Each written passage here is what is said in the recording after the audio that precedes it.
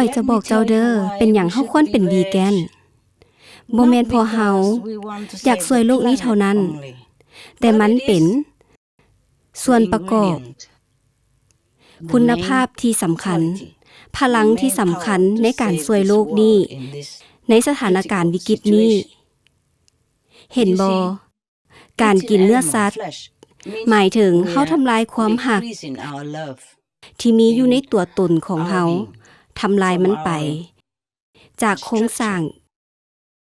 ที่ศักดิ์สิทธิ์เฮาเกิดจาก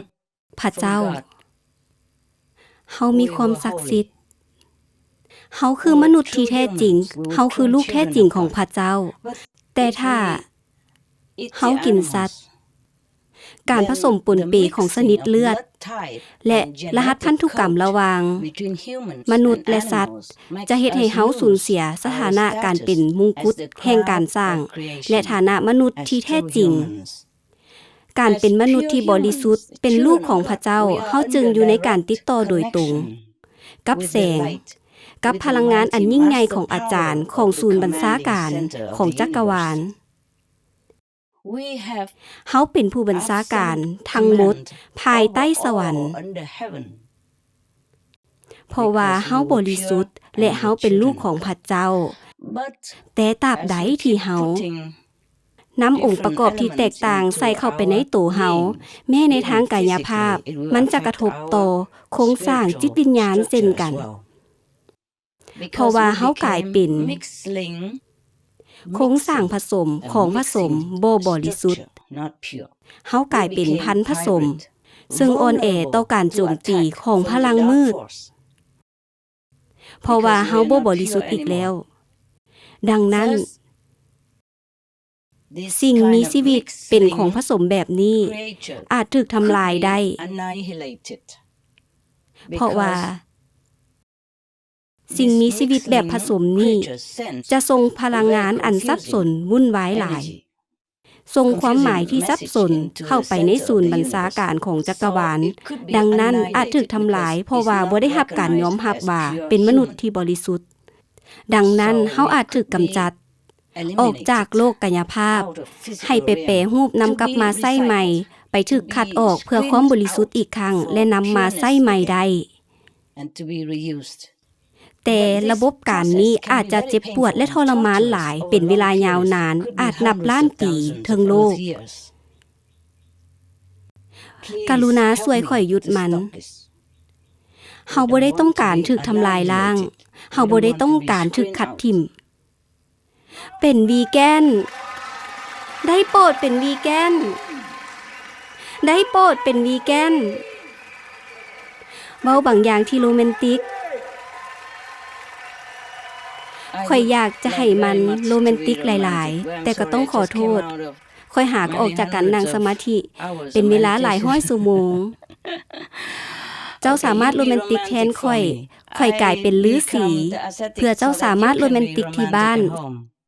เช่น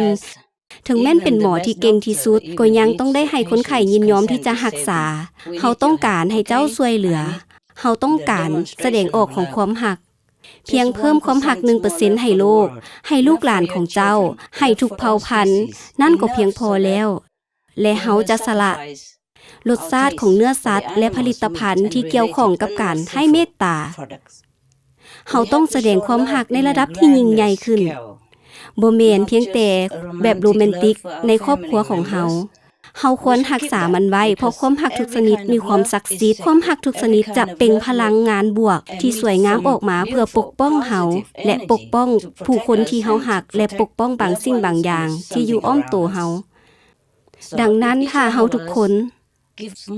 ให้ความรักแก่สิ่งรอบตัวและขยายมันออกไปเช่นไก่กว่าครอบครัวไปอีกหน่อยนึงและความรักนั้นที่เพียงพอจะเฮ็ดให้เกิดพลังความรัก 100% ซึ่งจำเป็นต่อการสลายปัญหาที่ใหญ่ที่สุดต่อการอยู่รอดของเฮาค่อยช่วยได้แล้ว 99% แต่อีก 1% นั้นสำคัญที่สุดมันมาจากเจ้า 1% ของเจ้ากรุณาให้ความรักหลายขึ้นดังนั้นตราบใดที่ข้อยยังมีชีวิตอยู่ดวงตะเว้นจะบ่ลุกเป็นไฟพลังทำลายล้างจักรวาลก็จะหยุด แล้วเฮาจะมีเวลาสำหรับแผน B และมีความโรแมนติกอีกหลวงหลายข่อยอาจจะกลับไปพบสามีของข่อยอีกครั้งหนึ่งมีความโรแมนติกอีกครั้งถ้าเขายังว่างอยู่ข่อยเชื่อว่าเจ้าชาวโลกที่สวยงามและโรแมนติกจะเข้าใจเรื่องนี้และพยายามช่วยโลกของเฮาเพราะเจ้าก็ฮู้จากสื่อต่างๆและรายงานของนักวิทยาศาสตร์ว่าเฮาต้องการเวลาหลายขึ้นถึงดาวเคราะห์นี้เพื่อความโรแมนติกขอให้มีความรักที่ใหญ่ๆๆและยิ่งใหญ่ขึ้นยิ่งดีจงรักทั้งหมดที่อยู่อ้อมตัวเจ้าปกติข่อยจะบ่เผยแพร่เรื่องนี้ข่อยจะบ่เว้าเรื่องนี้ด้วยซ้ำโดยเฉพาะในโอกาสมื้อนี้แต่เวลานี้มันฉุกเฉินเฮาบ่มีอีหยังที่จะเสียเพียงแค่ต้องการแทนที่เนื้อสัตว์ของซากสัตว์สิ่งนั้นด้วยโปรตีนที่มาจากพืชนานาชนิดซึ่งแซ่บดีต่อสุขภาพเป็นวีแกนสร้างสันติภาพนั่นคือทั้งหมดที่เฮาต้องเฮ็ดและฮัก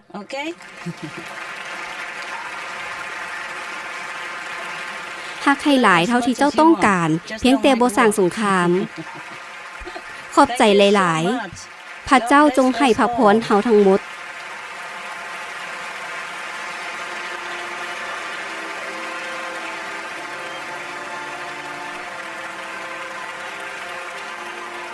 ขอบใจหลายๆสำหรับถ้อยคำที่กรุณาของท่านอาจารย์การมีทานอยู่ที่นี่มีความหมายหลายขอบใจทาน